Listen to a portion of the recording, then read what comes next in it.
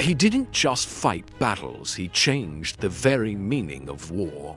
This is the story of General William Tecumseh Sherman, one of the most controversial, brilliant, and unforgettable figures in American military history. Born on February 8, 1820, in Lancaster, Ohio, William Tecumseh Sherman grew up in a large family.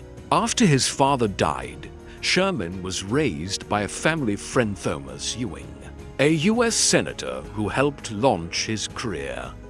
At 16, Sherman entered West Point and graduated in 1840. He wasn't a top student, but he was dependable and sharp. After graduation, he served quietly in the military and later tried his hand at business and education. For a while, Sherman faded into the background, but everything changed in 1861. The Civil War broke out. Sherman returned to the army, and although he faced early doubts, even being accused of mental instability, he soon proved his genius on the battlefield. Sherman wasn't a traditional general.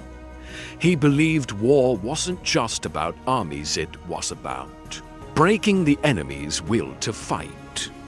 In 1864, Sherman led his most famous campaign, the March to the Sea. After capturing Atlanta, his army marched 300 miles to Savannah, Georgia.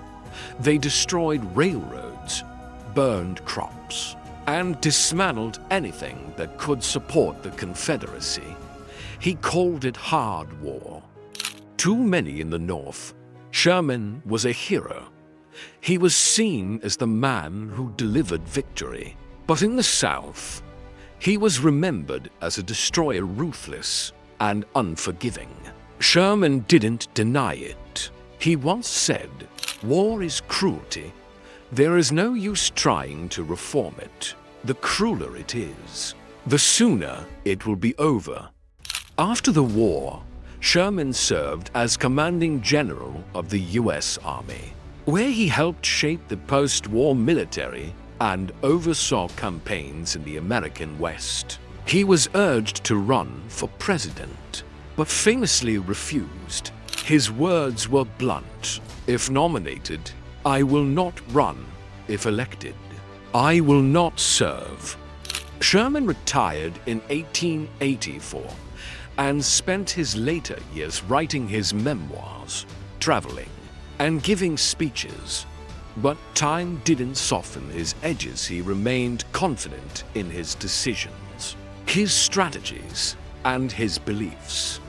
He died on February 14, 1891, at the age of 71. His death was widely mourned, especially in the North.